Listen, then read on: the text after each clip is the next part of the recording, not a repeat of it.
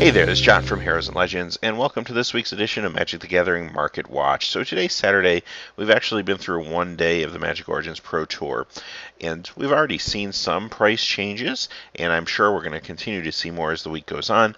However, one of the big things I've noticed over the course of the week is Planeswalkers are really on the move. Most of them going in the positive direction, but there is an exception to that. So let's start delving into what the finance looks like for this week. Let's start with the top 5 standard cards that have lost value. Coming in at number 5 is Evolutionary Leap, and it lost 72 cents, bringing it down to $13.80. Simply, this card just hasn't found a deck. I do think it's still a little too random for standard right now.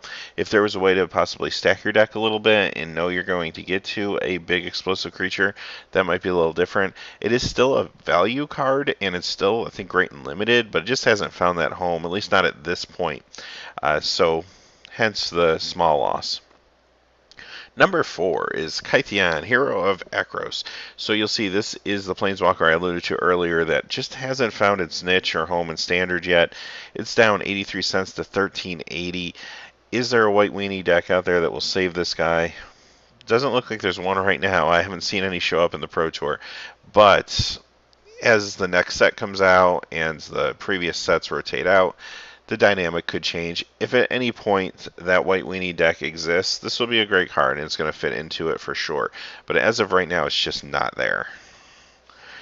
Next is Windswept Heath, and this went down 84 cents, coming in at $11.40. Mostly this has been losing some ground due to the fact that it's been reprinted in the Magic Origins Clash Pack. So this, along with a few other cards, and we'll see at least one other one on the list in just a moment, has lost some value, but these are still great cards. I mean, don't freak out and sell all your Windswept Heaths. There's going to be long-term value here. You're going to need these to play not just Standard for the rest of the season, until it rotates out, but also these are key cards in Modern, they see Legacy play, and they're still great in formats like Commander and Cube, so don't worry about the loss. It will probably continue to go down. This might fall to maybe $8 or so as more Clash Packs open, but then over time it will slowly, gradually go back up. Coming in at number 2 is Goblin Piledriver, and here's a card that had a lot of hype around it before it was released. Once it was released, it did show up in a few decks here and there. There is a Goblin deck that's using it that's kind of a fringe deck in Standard right now, so it's not completely dead in Standard, but it's not doing what I think a lot of people thought it was going to do, and just take over the metagame. So because of that, it's just losing some of its value that it was originally priced at. $10 for this card I think is a fair price. It will probably continue to go down. It may eventually fall to the $5-8 range.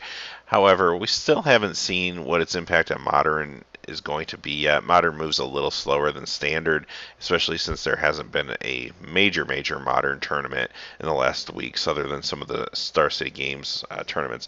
So jury's still out on this one as far as how its impact is going to be felt in Modern. If it can impact Modern, awesome. It's going to be a big card for a very long time. If it can't, there's still hope for this thing in Standard. As rotations happen, the Goblin deck could become better. And our number 1 standard card that lost value this week was Collected Company, and it went down $1.28 to $11.42. Just like Windswept Heath, this was reprinted in the Magic Origins Clash Pack. These things are out there, they're getting opened, they're being shipped in large quantities, going to big box stores like Target and Walmart. So you're going to see these type of price drops. Now, kudos to Wizards for identifying cards like Windswept Heath and Collected Company that are very expensive cards that are needed for play in not only Standard but Modern. Very good that they were able to get more copies of these cards out to players. Having said that, again, much like Windswept Heath, don't panic. This card isn't going to completely bottom out forever. This is a card that's going to continue to see Modern play for many years to come. I wouldn't be surprised if this thing could possibly even show up in a few Legacy decks here and there down the road. So, yeah, hang on to these. They're going to go up in value again. It's more of a long-term investment at this point. If you haven't purchased yours yet, you may want to hold. They will probably still go down a little more before they start to go up again. All right, let's look at the top 5 standard cards that gained value this week. Coming in at number 5 is Obelisk of the Erd. And this is funny because this is kind of the opposite of what we saw with Goblin Piledriver. This card was basically worthless, and now this week it's gone up $1.79 to $8.40. and mostly because it's getting play in that Goblin deck. It's also seeing a little bit of play in Elf decks too, so it has an additional use. But for the most part, it's seen in the Goblin deck, which is a fringe deck, but notice it's going up in price to get more around the $8 to $10 range, where Goblin Piledriver is going down in price to get more down to the $8 to $10 range, which is probably a fair price for both these cards. Next is Liliana, Heretical Healer. So last week, Liliana lost some ground. However, she showed up in a lot of decks, actually, in last week's Star City Games Open, which really helped propel her. She started to become more of a card scene in some of the Abzan builds. So 2664 went up 279. I think she's going to continue to go up, and I think she's going to continue to see play. Abzan is still very, very popular. Although we are seeing some different things in the Pro Tour, so stay tuned next week. There'll probably be more of an impact. Next, number 3 is Nissa, Vastwood Seer. So you're seeing a trend here. Yet another Planeswalker, $29.99, went up $3.56. She's again seeing play in a few different decks in not only the Star City Games Open over the last couple weeks, but also this weekend so far at the Pro Tour. So where these decks land as far as placing at the end of the weekend is going to impact prices, and we'll see that next week's Market Watch. However, yeah, good for her. She continues to climb. All these Planeswalkers I'm starting to feel like are going to get expensive, with maybe the exception of Kytheon. So you may want to think about making your purchases, if not this week, kind of see how the Pro Tour irons out, and maybe right after that. Next, coming in at number 2 is Hangerback Walker.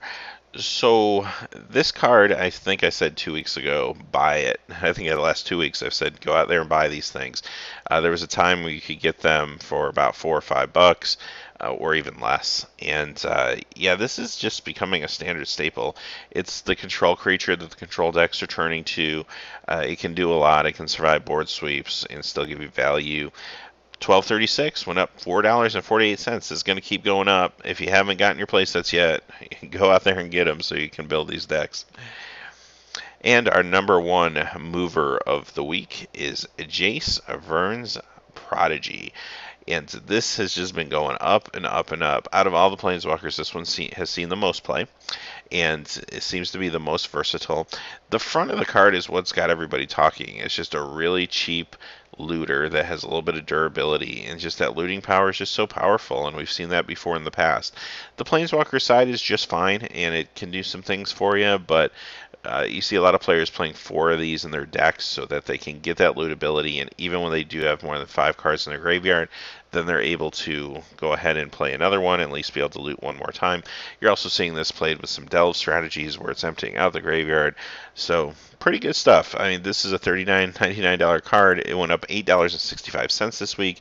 Probably going to go up again after this Pro Tour. It's seeing tons of play. And it's funny, just 2 weeks ago, you could have picked this up for less than $20, which is insane for a Planeswalker that was just being released. But people have figured out its niche, and it is doing very well. All right, let's look at Modern, and we'll start with the top 5 cards that lost value this week. Number 5, Grove of the Burn Willows. And you're going to see a trend here in Modern. Most of the cards this week just seem to be kind of just normal price stabilization. A lot of cards that have just seen a huge increase or a nice spike recently are just kind of settling back down. And this is one of those cards. It's at $55. It went down to $1.34. Don't go out there and sell all your Grove of the Burn Willows. It's going to be just fine. It's just had a price increase, and it's just kind of finding its hold right now. Next at number 4 is Liliana the Veil, and same story here. She saw a nice little increase in price last week, bringing her up to very close to $100. This week she lost $1.37, bringing her to $97.15. Again, just normal stabilization, a little bit of crackback based on the higher increase that we saw last week. Card's just going to stabilize and do fine and continue to grow.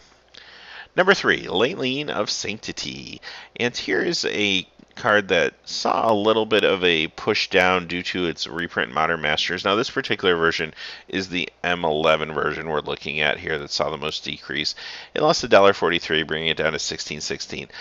Lately is a great card. It's played in tons of sideboards in Modern, sometimes 4 ofs. Many times not even played in white decks. They're just there to kind of stop burn decks. And whenever burn decks really start to go on the rise, this card increases in value.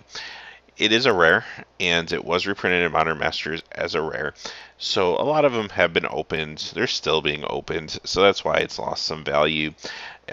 It is a sideboard card that's going to see use, and it's going to go up again once the market kind of stabilizes. So if you're in the market to buy some of these, I might wait a week or two. You might be able to get them around $10, $12, but at that point, they're just going to start going up in value again. Coming in at number 2 is Blood Moon, and we're specifically looking at the 9th edition version of Blood Moon, which is the white border version. Not as sought after sometimes by players, but it did lose $1.69, bringing it down to $46.78. This is another card that's seen a huge increase in recent weeks, and it's just slipping a little bit now, finding its hold. Some of the other copies of Blood Moon did retain their value a little better, the ones that are your black border copies. And our number 1 card in Modern, the lost value this week, was Snapcaster Mage. Went down $2.38, bringing it to $72.97. Now, Snapcaster has just recently seen a huge spike. It went up to $80, and now it's down about $7 of the dollars. Really, this is just stabilization. Whenever you see a huge spike like that, beware. The card's going to slide back down at least a little bit, and that's what we're seeing right now. So don't panic. Snapcaster is going to be an amazing long-term investment for you. Don't go out and sell your Snapcaster Mages. If you're in the market of picking these up, I might wait a few more weeks. These could potentially go down to maybe $65, $68 if you're lucky. You might be able to get them at that price level. After that, they're going back up. So you'll want to keep a close eye on this one and then act fast once it kind of bottoms out. All right, let's look at the top 5 cards that have gained value this week. Coming in at number 5 is Life from the Loam, and this is up to $8.45. It's gone up another $1.25. This is actually the second week in a row that's been in our 5 slot. So this is a card that's growing, and whenever the metagame shifts in Modern, we're seeing some more dredge decks, we're seeing some more artifacts, affinity decks. Some of that is in regards to some of the cards that came out in Magic Origins, especially on the affinity side. But sometimes it's just shifts in the metagame where certain decks just come back into favor as sideboards start focusing on other strategies. And that's just what's happening here with Life from the Loam. This is a good card. I think it's a very fair price at $8, $9 range. So if you're in the market to try out the dredge deck and you need to pick these up, probably still a good time to do it. Glimmer Void. So speaking of artifact decks, $21.93 went up $1.57. So you'll see there's a couple more pieces to the Affinity Robots deck that is on the list as well. And there are some elements that came out in Magic Origins I think people are excited to try in some of these modern artifact decks. So we'll see if they pan out. But even without those elements, right now it's just kind of doing well in the metagame. So you're going to see a little bit of price increase. Number 3, Sword of Fire and Ice. $56.83 went up $1.89. This is a fantastic long-term investment. Out of the 5 swords that have been printed, this one is the best, I think, especially when you're looking at Modern and even Legacy, just because protection from red and blue is just where you want to be in the Eternal formats. So, great card, great long-term investment. It's very expensive still. You're looking at $50 to $55 usually probably to pick these things up right now, maybe a little more. Yeah, I'd hate to say it, but I'm afraid if you want these, you're probably going to need to spend that. And there's no guarantee that this will be reprinted in a couple of years in the new Modern Masters, and even so, that's still a couple of years down the road. Who knows what the price will be at that point for this card. Coming in at number 2 is Arcbound Ravager, and all the stuff I just said about the artifact deck applies here as well. And he went up $3.13, going up to $44.10. He's been on a little bit of a roller coaster over the last few weeks. We've seen him go up, seen him go down, we've seen him go up again, but it just shifts in the metagame. This is a good card. It's also another very good long-term investment. This card will always be seeing play in some way, shape, or form. So long-term, this will be a great card. Again, if it does get reprinted, it won't be for a couple more years in Modern Masters. And coming in this week at number 1 in Modern is Horizon Canopy. And this went up $5.55, bringing it up to $59.44. This is an interesting card. It's seen a big price spike when it wasn't reprinted in Modern Masters 2015. Then it just started to kind of go back down again and stabilize, and now it's seeing another spike. So this is a great long-term investment card, don't get me wrong. It might go down again soon, maybe a couple dollars, just because this is just such a large increase all at one time. But keep an eye on this one. If you're in the market to get these for either Modern or Legacy or even Commander, Cube, or what have you, the price might go down a little bit, but it's not going to go down that much. If you can get your hands on a copy of this for $50 to $60, it's probably a pretty decent price, and it's only going to get worse. As far as reprint potential for this, could be reprinted a couple years in a Modern Master set, but obviously there's no guarantee of that. And will this type of land show back up in a cycle and say standard? I don't know. The sacrifice to draw a card ability just seems a little too strong to me to actually make this a standard cycle of lands. I could be wrong, but I don't expect to see this reprinted with 4 or even maybe either 9 other copies for the other colors in standard at any point. I just think the drawing card ability is just a little too much. So, having said that, that is the Market Watch for this week. Hey, as always, thanks for watching. We'll be back next week with a new Market Watch, and we're really going to examine the impact of what the Pro Tour has done to the market, and I think it's going to be relatively significant. So definitely check that out. And as always, have a great day. Hey, thanks as always for watching. If you're still looking for quality Magic the Gathering videos, click on one of these annotations. And if you hadn't had a chance yet to subscribe, smash that subscribe button so you don't miss any of the breaking MTG news, spoilers, set reviews, crazy product openings, or gameplay videos on Heroes and Legends MTG. Talk to you again soon, and have a great day.